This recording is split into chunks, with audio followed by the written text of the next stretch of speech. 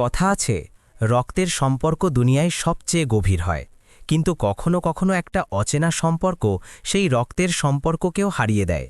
এই গল্পটা ত্যাগ, ষড়যন্ত্র আর এক বাবার অটুট বিশ্বাসের, যে গল্প মুম্বাইয়ের একটা অনাথাশ্রমের ৪ দেওয়াল থেকে শুরু হয়েছিল। শহরের সবচেয়ে নামকরা ও ধনী শিল্পপতি শেখর মালহোত্রা আর তার স্ত্রী অঞ্জলি মালহোত্রার জীবনে সব কিছুই ছিল, টাকা, নাম, খ্যাতি, কিন্তু তাদের আলিশান বাংলো মালহোত্রা ম্যানশন শিশুদের হাসির জন্য তৃষ্ণার্ত থাকত। অনেক বছর চিকিৎসা আর মানতের পর যখন ডাক্তাররা হাত গুটিয়ে নিয়েছিলেন, তখন শেখর ও অঞ্জলি একটা বড় সিদ্ধান্ত নিয়েছিলেন।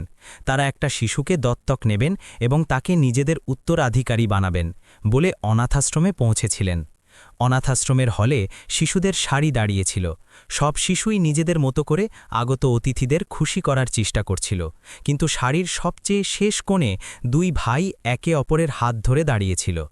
বড় ভাই দক্ষ, যার বয়স মোটে 10 বছর ছিল, এবং ছোট ভাই মোক্ষ, যে 5 বছরের ছিল। দক্ষের কাপড় পুরনো ছিল কিন্তু পরিষ্কার ছিল, এবং সে মোক্ষের চুলগুলো খুব যত্ন করে আঁচড়ে দিয়েছিল। দক্ষের চোখে শৈশব ছিল না, বরং একটা দায়িত্বের ভার ছিল। সে বারবার ঝুঁকে মোক্ষকে বোঝাচ্ছিল, মোক্ষ, যখন ওই আঙ্কেল আসবে তখন ভালো করে নমস্তে করতে হবে, একদম কাঁদতে নেই, নইলে ওরা তোকে নিয়ে যাবে না। অঞ্জলি শিশুদের সঙ্গে দেখা করতে করতে এগিয়ে যাচ্ছিলেন। যেই না তার চোখ পড়ল মোক্ষের ওপর, তার পা থেমে গেল। মোক্ষের বড় বড় ভয়ার্থ চোখে অঞ্জলিকে নিজের প্রতিচ্ছবি দেখা গেল। তিনি ঝুঁকে মোক্ষকে কোলে তুলে নিলেন। মোক্ষ প্রথমে ভড়কে গেল, তারপর ধীরে ধীরে অঞ্জলির গলা জড়িয়ে ধরল। অঞ্জলির চোখ থেকে মমতার অশ্রু ঝরে পড়ল। তিনি শেখরের দিকে তাকালেন এবং মাথা নেড়ে দিলেন। সিদ্ধান্ত হয়ে গিয়েছিল, তারা মোক্ষকে দত্তক নেবেন। কিন্তু ঠিক তখনই সেখানে একটা অদ্ভুত ঘটনা ঘটল। দক্ষ, যে এতক্ষণ মোক্ষের হাত শক্ত করে ধরেছিল, হঠাৎ নিজের হাত ছাড়িয়ে নিল। সে 1 পা পিছিয়ে গেল এবং নিজের ছোট্ট মুঠো বাঁধল। যখন অঞ্জলি হাসি মুখে দক্ষের দিকে হাত বাড়িয়ে জিজ্ঞাসা করলেন, বাবা, তোমার নাম কি? তুমিও কি আমাদের সঙ্গে যাবে? দক্ষ নিজের মুখে পাথরের মতো কঠোরতা চাপিয়ে দিল। সে রুক্ষভাবে উত্তর দিল, না, আমি যাব না। আপনারা শুধু মোক্ষকে নিয়ে যান। আমি এখানে আমার বন্ধুদের সঙ্গে থাকতে চাই। আমার মোক্ষ পছন্দ নয়, ও সবসময় কাঁদতে থাকে। অঞ্জলি ও শেখর অবাক হয়ে গেলেন।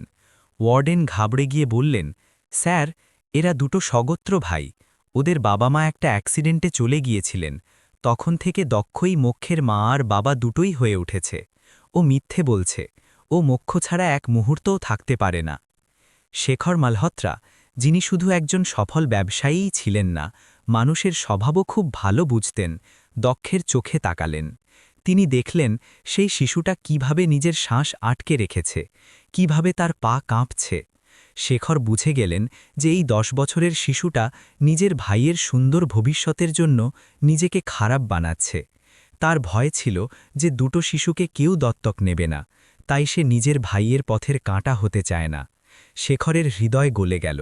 তিনি ওয়ার্ডেনের দিকে তাকিয়ে এমন একটা নির্দেশ দিলেন যা সেখানে উপস্থিত সবাইকে চমকে দিল। কাগজপত্র তৈরি করুন ম্যাডাম, আমি এখানে একটা শিশু নিতে এসেছিলাম, কিন্তু এখন আমি দুটো ছেলেকে নিয়ে যাব। মলহোত্রা খানদানের শুধু একজন উত্তরাধিকারীর দরকার নয়, দক্ষের মতো বড় ভাইয়ের সংস্কারেরও দরকার। মুখ্য খুশিতে চেঁচিয়ে উঠল, ভাইয়া! আর দক্ষ দৌড়ে এসে শেখরের পায়ে জড়িয়ে পড়ল। তার সব সংযম ভেঙে পড়ল এবং সে ফুপিয়ে ফুপিয়ে কাঁদতে লাগল। কিন্তু এই সুখের যাত্রা এত সহজ ছিল না। যেই তাদের গাড়ি মলহোত্রা ম্যানশনের বিশাল লোহাল গেটে পৌঁছল, সেখানে একটা ঝড় তাদের জন্য অপেক্ষা করছিল। বাড়ির দরজায় শেখরের মা কাবেরী দেবী এবং তার বিধবা ননদ, শেখরের বোন রূপালী বুয়া দাঁড়িয়েছিলেন। কাবেরী দেবী পুরনো চিন্তাভাবনার কঠোর মহিলা ছিলেন, যিনি রক্ত ও বংশকে ভগবান মানতেন। যেই শেখর ও অঞ্জলি 2 শিশুর হাত ধরে গাড়ি থেকে নামলেন, কাবেরী দেবী হাতে ধরা আরতির থালাটা জোরে মাটিতে আছড়ে ফেললেন। থালার ঝনঝনানি পুরো পাড়াকে স্তব্ধ করে দিল। এটা কোন জাতির শিশুদের আমার বাড়ির আঙিনায় নিয়ে এলি শেখর? কাবেরী দেবীর গলায় ঘৃণা ছিল। অনাথ আশ্রমের আবর্জনা আমার দেবতার মতো বাড়িতে আসবে না। আরতির থালা পড়ে যাওয়ার সেই তীব্র শব্দে দক্ষ ও মুখ্য ভয় কেঁপে উঠল। মোক্ষ ভয়ে চোখ বন্ধ করে দক্ষের কোমর শক্ত করে জড়িয়ে ধরল। দক্ষ, যে নিজেও কাঁপছিল, একটা ঢালের মতো ছোট ভাইয়ের সামনে দাঁড়িয়ে গেল। সে ওই চাহনিগুলো চিনতে পারছিল, সেই একই তাচ্ছিল্য, সেই একই ঘৃণা, যা তাদের অনাথ আশ্রমের বাইরের দুনিয়ায় প্রায়ই মিলত। শেখরের মুখ রাগে লাল হয়ে উঠল।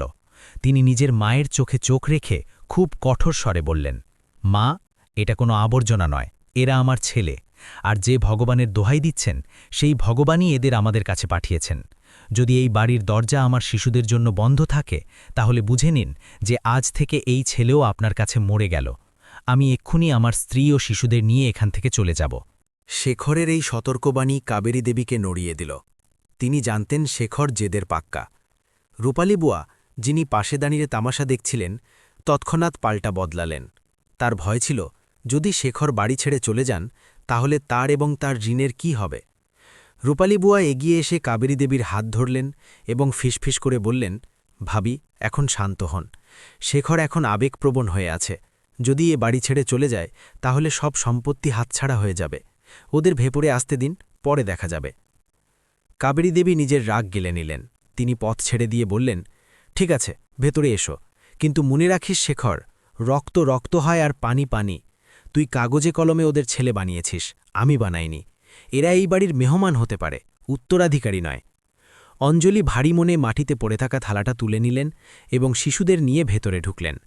মালহোত্রা ম্যানশন ভেতর থেকে যেন একটা প্রাসাদ ছিল, কিন্তু সেখানকার বাতাসে ঠান্ডা এবং উত্তেজনা ছিল। চাকররা জিনিসপত্র তুলল, কিন্তু তাদের চোখেও মালকিনের মতোই তাচ্ছিল্য ছিল।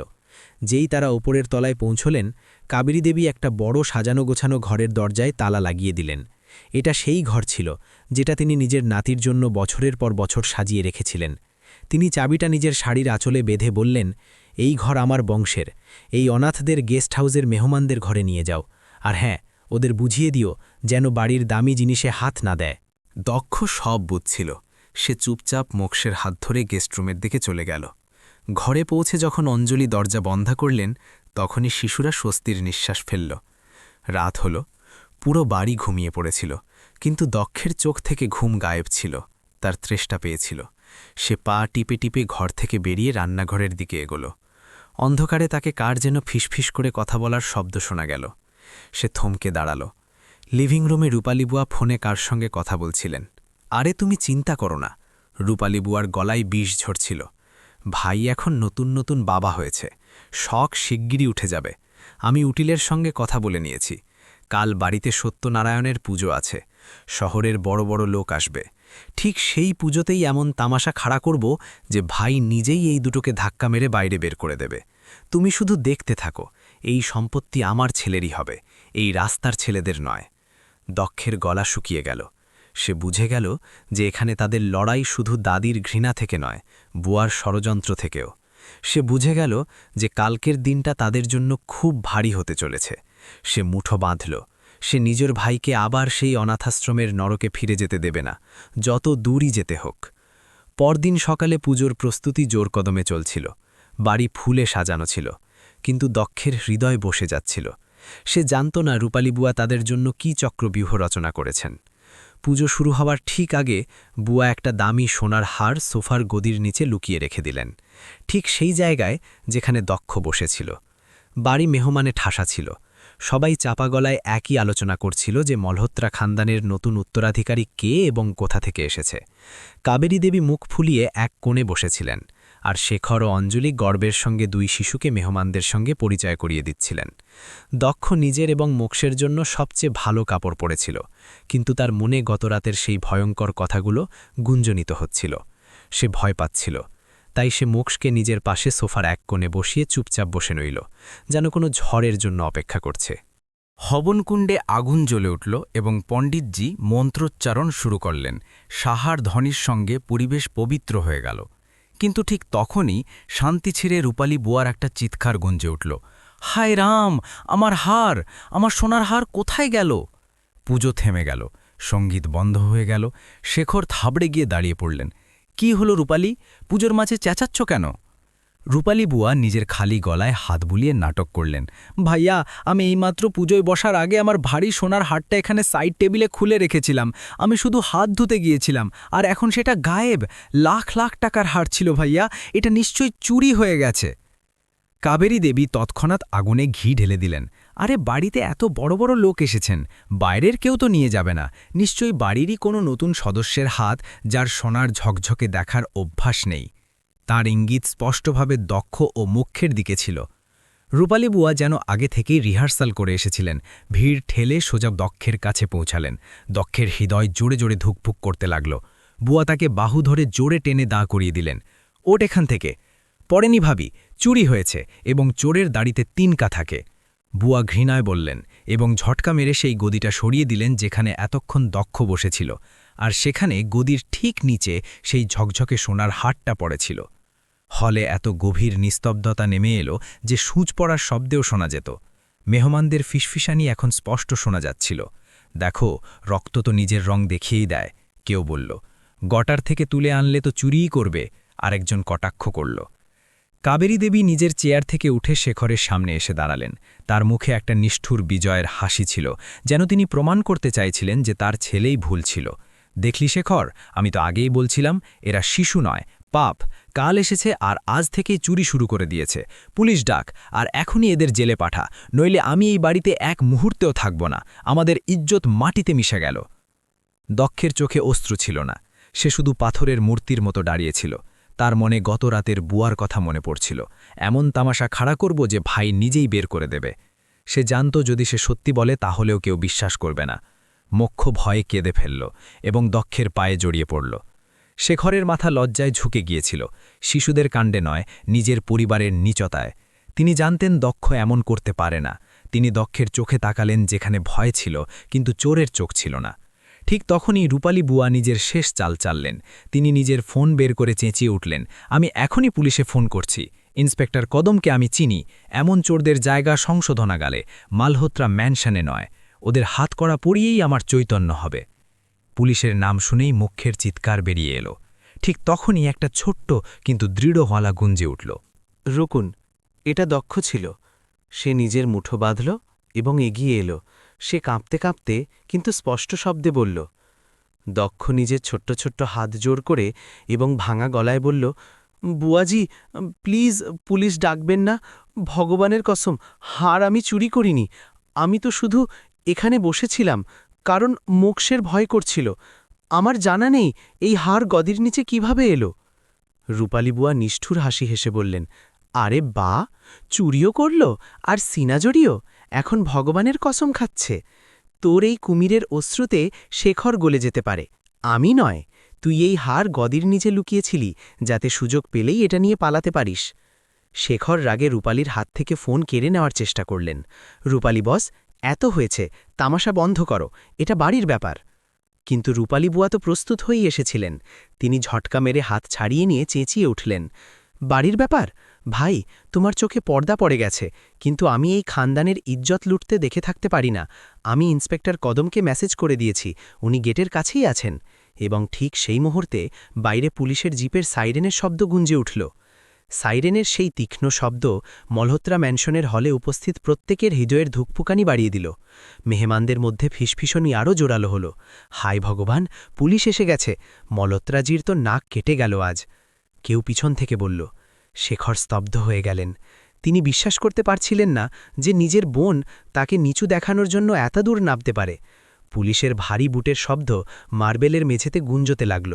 ইন্সপেক্টর কদম দুজন হাবিলদার নিয়ে ভেতরে প্রবেশ করলেন।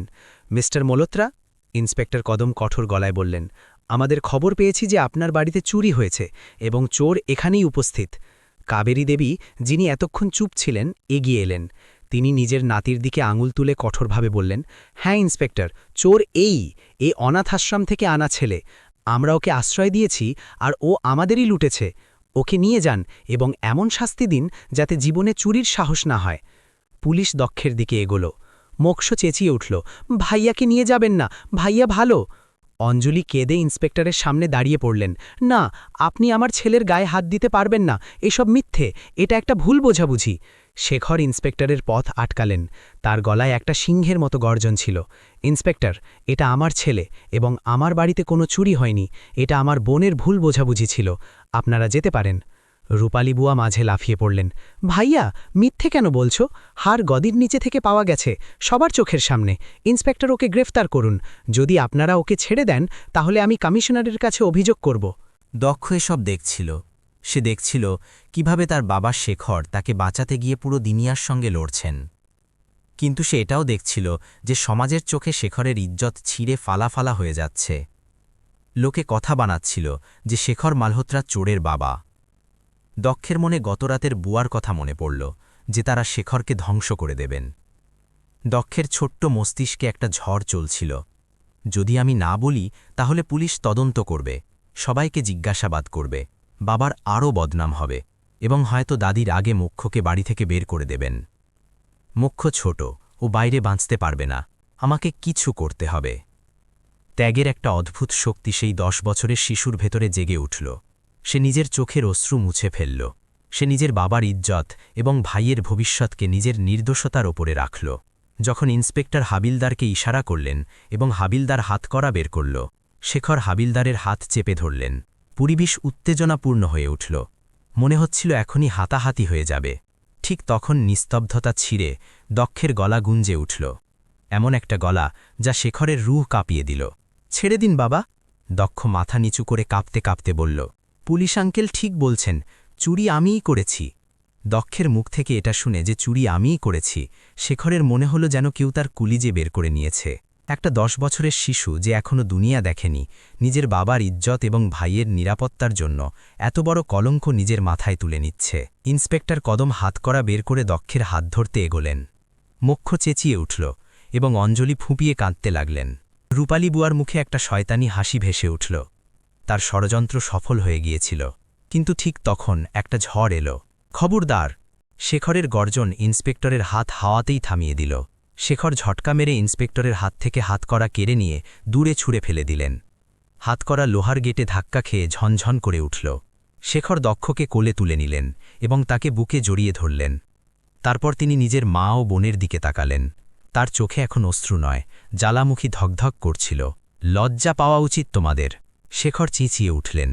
একটা ছোট শিশু যে অনাথ আশ্রম থেকে এসেছে, যাকে তোমরা নোংরা রক্ত বলো, আজ সে প্রমাণ করে দিল যে তার সংস্কার তোমাদের সবার চেয়ে উঁচু। সে মিথ্যে বলেছে যাতে আমার নাক না কাটে। সে মিথ্যে বলেছে যাতে তোমরা তার ছোট ভাইকে বাড়ি থেকে বের না করে দাও। কাবেরী দেবী হতভম্ব হয়ে গেলেন।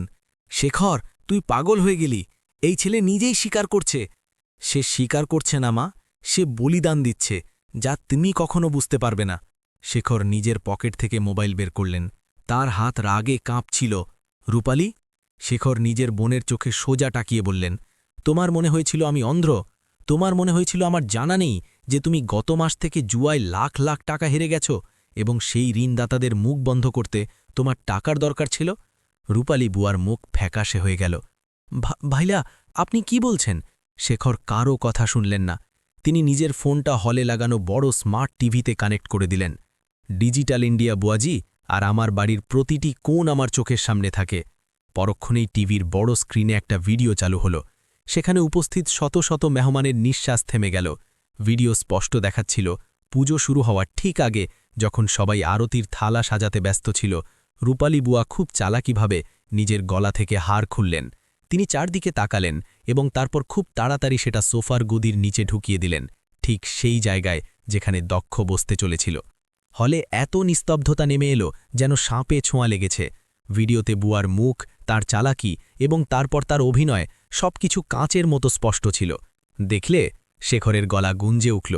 এই হলো এই খানদানের উচ্চকুলীন মেয়ের আসল রূপ। একটা শিশুকে ফাঁসালো, তাকে অপমান করল, পুলিশ ডাকল, শুধু নিজের পাপ ঢাকতে। মেহমানরা যারা এতক্ষণ দক্ষকে তাচ্ছিল্যের চোখে দেখছিল, এখন রূপালী বুয়ার উপর থু থু করছিল। কাবেরী দেবীকে মনে হলো যেন কেউ তার গালে চড় মেরেছে। তার নিজের চোখে বিশ্বাস হচ্ছিল না যে তার লাডলি মেয়ে এত নিচে নামতে পারে। ইন্সপেক্টর কদম, যিনি এতক্ষণ দক্ষের হাতে হাতকড়া পরাতে উদ্যত ছিলেন, এখন রূপালী বুয়ার দিকে ঘুরলেন। মিস্টার মালহোত্রা, এখন আইন নিজের কাজ করবে। আসল অপরাধী আমাদের সামনে। রূপালী বুয়া হাঁটু গেড়ে বসে পড়লেন এবং কাবেরী দেবীর পায়ে ধরলেন। মা, মা, আমাকে বাঁচান, আমাকে ক্ষমা করে দিন, আমার ভুল হয়ে গেছে, আমি জেলে যেতে চাই না। কাবেরী দেবী ঝটকা মেরে পা ছাড়িয়ে নিলেন। তিনি শকে ছিলেন, কিন্তু শেখরের রাগ এখনও শান্ত হয়নি। তিনি দেখলেন যে তার মা এখনও নিজের মেয়ের মোহে আটকে আছেন। তিনি জানতেন যে এই টাকার অহংকার না ভাঙলে তার শিশুদের এই বাড়িতে কখনো আপনভাবে গ্রহণ করা হবে না। শেখর দৌড়ে গিয়ে দেওয়ালে লাগানো তিজোরি থেকে একটা লাল রঙের ফাইল বের করে আনলেন। এটা ছিল মলহোত্রা খানদানের উইল এবং সম্পত্তির কাগজপত্র। শেখর কাছে জ্বলতে থাকা হবনকুণ্ড থেকে একটা জ্বলন্ত কাঠি তুলে নিলেন এবং সেটা ফাইলের কাছে নিয়ে এলেন। শেখর, না! কাবেরী দেবী চেঁচিয়ে উঠলেন, এটা কি করছিস? এটা আমাদের পূর্বপুরুষদের নিদর্শন, এটা আমাদের ইজ্জত। শেখরের গলায় গুঞ্জন উঠল, ইজ্জত? কটাক্ষ করে হেসে বললেন, কোন ইজ্জত মা? সেই ইজ্জত যা একটা নির্দোষ শিশুকে চোর প্রমাণ করতে পারে, নাকি সেই টাকা যা আমার স্বগোত্র বোনকে এত লোভী বানিয়ে দিয়েছে যে সে নিজের বাড়িতেই চুরি করতে শুরু করেছে? হবনের লেলিহান শিখা শেখরের মুখে নাচছিল। তিনি ফাইলটা আগুনের আরও কাছে নিয়ে গেলেন। যদি এই টাকা, এই সম্পত্তি আমার শিশুদের অশ্রুর কারণ হয়, যদি এই টাকা আমার পরিবারকে দানবে পরিণত করে, তাহলে আমি এটাকে এক্ষুনি ছাই করে দেব। না থাকবে বাঁশ, না বাজবে বাঁশি। না ভাইয়া, পোড়াবেন না। রূপালী বুয়া পুলিশের হেফাজতে ছটফট করতে করতে চেঁচিয়ে উঠলেন, কিন্তু ইন্সপেক্টর কদম তাকে শক্ত করে ধরে টেনে বাইরে নিয়ে যেতে লাগলেন। রূপালীর চিৎকার ধীরে ধীরে দূরে মিলিয়ে গেল এবং শেষে সাইরেনের শব্দের সঙ্গে গায়েব হয়ে গেল। বাড়ি থেকে একটা নোংরা পরিষ্কার হয়ে গিয়েছিল, কিন্তু আসল লড়াই এখনও বাকি ছিল। কাবেরী দেবীর চোখে ভয় ছিল। তিনি দেখছিলেন যে তার ছেলে তাদের পৈতৃক সম্পত্তিতে আগুন লাগাতে চলেছে। সে ঘরের হাত কাঁপছিল, কিন্তু তার ইচ্ছা পাক্কা ছিল। তিনি ফাইলটা আগুনে ছেড়ে দেওয়ার জন্যই ছিলেন যে ঠিক তখন ছোট্ট হাত তার হাত চেপে ধরল। এটা দক্ষ ছিল। দক্ষ অশ্রু ভরা চোখে সে ঘরকে দেখল এবং ধীরে বলল, বাবা, প্লিজ এটা পোড়াবেন না। এটা আপনার বাড়ি, আপনার পরিশ্রম। আমাদের জন্য আপনি নিজের সবকিছু কেন হারাচ্ছেন? আমরা আবার অনাথ আশ্রমে চলে যাব, শুধু আপনি দাদির সঙ্গে ঝগড়া করবেন না। দক্ষের এই কথাগুলো সেখানে উপস্থিত প্রতিটি পাথরের হৃদয় গলিয়ে দিল। একদিকে স্বগোত্র মেয়ে ছিল যে কয়েক টাকার জন্য বাড়ির ইজ্জত নিলাম করে দিয়েছে, আর অন্যদিকে এই দত্তক নেওয়া শিশু যে বাড়ি ছেড়ে চলে যেতে প্রস্তুত ছিল যাতে তার বাবার ক্ষতি না হয়। সে ঘরের চোখ থেকে অশ্রু গড়িয়ে পড়ল। তিনি জ্বলন্ত কাঠিটা আবার হবনকুণ্ডে ফেলে দিলেন এবং ফাইলটা নিচে ফেলে দিলেন। তিনি হাঁটু গেড়ে বসে পড়লেন এবং দক্ষকে জড়িয়ে ধরে ফুপিয়ে কাঁদতে লাগলেন, তুই আমার ছেলে দক্ষ, তুই আমার ছেলে, তোকে কোথাও যাওয়ার দরকার নেই। কাবেরী দেবী এসব দেখছিলেন। তার অহংকার, তার বংশের গর্ব, তার ঘৃণা সবকিছু সেই এক মুহূর্তে চূর্ণ বিচূর্ণ হয়ে গেল। তার নিজের লালন পালনে লজ্জা করছিল এবং সেই অনাথ শিশুর সংস্কারে গর্ব হচ্ছিল। তার বোঝা গিয়েছিল যে রক্তের সম্পর্ক শুধু শরীর গড়ে, কিন্তু আত্মার সম্পর্ক বিপদে গড়ে। কাবেরী বেদীর পা টলছিল। তিনি ধীরে ধীরে এগিয়ে এসে শেখর ও দক্ষের কাছে মাটিতে বসে পড়লেন। এক ধনী খানদানের মালকিন আজ মাটিতে বসে হাত জোড় করছিলেন। আমাকে ক্ষমা করে দে বাবা। কাবেরী দেবীর গলা ভেঙে গিয়েছিল। আমি অন্ধ হয়ে গিয়েছিলাম। আমি হীরের পরখ করার দাবি করতাম, কিন্তু আসল হীরে আমার সামনে ছিল আর আমি তাকে পাথর ভেবে বসেছিলাম। আমার কোল থেকে জন্মানো মেয়ে আমাকে ধোঁকা দিয়েছে, আর যাকে আমি আবর্জনা বলেছিলাম আজ সে আমার বাড়ি জ্বলে যাওয়া থেকে বাঁচিয়ে দিয়েছে। দক্ষ দাদিকে কাঁদতে দেখে আর থাকতে পারল না। সে ঘরের বাহু থেকে বেরিয়ে এসে নিজের ছোট্ট হাতের তালুতে কাবেরী দেবীর অশ্রু মুছিয়ে দিতে লাগল। দাদি, আপনি কাঁদবেন না, বড়রা কাঁদলে ভালো লাগে না। কাবেরী দেবী দক্ষের ছোট্ট হাত দুটো চুম্বন করলেন। তিনি তাকে বুকে জড়িয়ে ধরলেন। এবার জোর করে নয়, সত্যিকারের ভালোবাসায়। আজ থেকে তোমরা অনাথ নও, আজ থেকে তোমরা এই বাড়ির মালিক। আর খবরদার যদি কেউ আমার নাতিদের কিছু বলে। তিনি অশ্রুর মাঝে হেসে বললেন। পরিবেশ পুরোপুরি বদলে গিয়েছিল। মেহমানরা যারা তামাশা দেখতে এসেছিলেন এখন তালি বাজাচ্ছিলেন। অঞ্জলি মোক্ষকে কোলে তোলে দৌড়ে এসে শাশুড়ির পায়ে পড়লেন। কাবেরী দেবী তাকে তুলে গলে জড়িয়ে ধরলেন। পরদিন সকালে মালহোত্রা ম্যানশনে একটা নতুন শুরু হল। শেখর উকিল ডেকে পাঠালেন, কিন্তু উইল পোড়ানোর জন্য নয়, বদলানোর জন্য। উকিল সাহেব ফাইল নিয়ে বসেছিলেন এবং পুরো পরিবার ডাইনিং টেবিলে বসেছিল। শেখর কলম তুললেন এবং কাগজে সই করতে করতে একটা ঐতিহাসিক ঘোষণা করলেন। আজ থেকে মলহোত্রা এম্পায়ারের উইলে একটা বড় পরিবর্তন করা হচ্ছে। শেখর গম্ভীর গলায় বললেন, আমার সম্পত্তির উত্তরাধিকারী এখন শুধু মলহোত্রা রক্ত হওয়ার ওপর নির্ভর করবে না। উত্তরাধিকারী সে হবে যার মধ্যে মানবতা থাকবে, যার মধ্যে ত্যাগের ভাব থাকবে। আর আজ আমি আমার অর্ধেক সম্পত্তি দক্ষ ও মোক্ষ ফাউন্ডেশনের নামে করে দিচ্ছি, যেটা শহরের প্রতিটি অনাথ শিশুর পড়াশুনো ও লালন পালনের খরচ তুলবে। কাবেরী দেবী এগিয়ে এসে ছেলের কাঁধে হাত রাখলেন। তার চোখে গর্ব ছিল। তুই ঠিক করেছিস শেখর, টাকা তিজোরিতে বন্ধ থাকার জন্য নয়, কারো অশ্রু মোছার জন্য হয়। এই শিক্ষা আমাকে আমার 10 বছরের নাতি দিয়েছে। সেই দিনের পর থেকে মালহোত্রা ম্যানশনের দৃশ্যই বদলে গেল। যে বাড়িতে আগে নিস্তব্ধতা এবং উত্তেজনা থাকত, এখন সেখানে মুখের হাসি এবং দক্ষের বুদ্ধিমত্তা গুঞ্জরিত হতে লাগল। কাবেরী দেবী, যিনি একসময় মহার্ঘ শাড়ি এবং গয়নার জন্য পরিচিত ছিলেন, এখন বদলে গিয়েছিলেন। তিনি নিজের ভারী সোনার চুড়ি খুলে ফেলেছিলেন। এখন তার কবজিতে রঙিন প্লাস্টিকের পুঁতির একটা সস্তা ব্রেসলেট ছিল, যেটা মুখ্য মেলা থেকে 10 টাকায় কিনে তাকে পরিয়ে দিয়েছিল। কেউ জিজ্ঞাসা করলে তিনি গর্ব করে বলতেন, এটা আমার ছোট নাতির ভালোবাসা, এটা আমার কাছে কোহিনূরের চেয়েও দামি। রূপালী বুয়াকে তার কাজের শাস্তি মিলল। জুয়া এবং চুরির অভিযোগে তার জেল হল, এবং মলহোত্রা পরিবার তার সঙ্গে সব সম্পর্ক ছিন্ন করল। বাড়ির দিমক পরিষ্কার হয়ে গিয়েছিল এবং ভিত্তি আগের চেয়ে আরও মজবুত হয়ে গিয়েছিল। সময়ের চাকা দ্রুত ঘুরল। 15 বছর পর মুম্বাইয়ের সবচেয়ে বড় অডিটোরিয়ামে বিজনেসম্যান অফ দ্য ইয়ারের অ্যাওয়ার্ড ফাংশন চলছিল। স্টেজে এক 25 বছরের যুবক দাঁড়িয়েছিল, দক্ষ মালহোত্রা। নিজের পরিশ্রম এবং যোগ্যতায় সে বাবার ব্যবসাকে নতুন উচ্চতায় পৌঁছে দিয়েছিল, এবং তার পাশে দাঁড়িয়েছিল তার ছোট ভাই মোক্ষ, যে এখন একজন বিখ্যাত শিল্পী হয়ে উঠেছে। অ্যাঙ্কার মাইকে ঘোষণা করল, ladies and gentleman, please welcome the young tycoon mister দক্ষ মালহোত্রা। তালির গড়গড়ানির মাঝে দক্ষ মাইক ধরল। সে অ্যাওয়ার্ড হাতে নিল, কিন্তু বক্তৃতা দেওয়ার আগে সে স্টেজ থেকে নেমে গেল। সে সোজা প্রথম সারিতে বসা এক বৃদ্ধা মহিলার কাছে গেল, যার চুল এখন পুরোপুরি সাদা হয়ে গিয়েছে, কিন্তু মুখে একটা শান্তির হাসি ছিল। এই ছিলেন কাবেরী দেবী। দক্ষ সেই ভারী অ্যাওয়ার্ডটা দাদির হাতে তুলে দিল এবং তার পায়ে ছুঁয়ে প্রণাম করল। তারপর সে মাইকে বলল, দুনিয়া আমাকে অনাথ বলতো, লোকে বলতো যে আমাকে কেউ দত্তক নিয়েছে, কিন্তু সত্যি তো এই যে এই পরিবার আমাকে দত্তক নেয়নি, বরং আমি এবং আমার ভাই এই পরিবারকে নতুন জীবন দিয়েছি। আমার আসল সম্পদ এই অ্যাওয়ার্ড নয়, বরং আমার দাদির আশীর্বাদ, যিনি আমাকে শিখিয়েছেন যে ভুল করা মানুষের স্বভাব, কিন্তু তা শুধরে নেওয়াই আসল মহত্ব। পুরো হল দাঁড়িয়ে উঠে তালি বাজাতে লাগল। শেখর ও অঞ্জলির চোখ থেকে সুখের অশ্রু গড়িয়ে পড়ছিল। কাবেরী দেবী কাঁপা হাতে দক্ষ ও মুখ্যকে গলে জড়িয়ে ধরলেন। এই গল্প আমাদের শেখায় যে পরিবারের মানে শুধু একটা উপনাম বা ডিএনএ নয়। পরিবার সেই যে আপনার খারাপ সময় আপনার হাত ছাড়ে না। রক্তের সম্পর্ক প্রায়ই সম্পত্তির জন্য লড়তে দেখা গেছে, কিন্তু হৃদয়ের সম্পর্ক, যা ভালোবাসা এবং ত্যাগের ভিত্তিতে গড়ে ওঠে, তারা প্রতিটি ঝড়ের মোকাবিলা করতে পারে। মালহোত্রা ম্যানশন এখন শুধু ইটপাথরের বাড়ি নয়, বরং একটা ঘর হয়ে উঠেছে। এমন একটা ঘর যার দেওয়ালগুলো ভালোবাসায় জুড়ে আছে, সিমেন্টে নয়।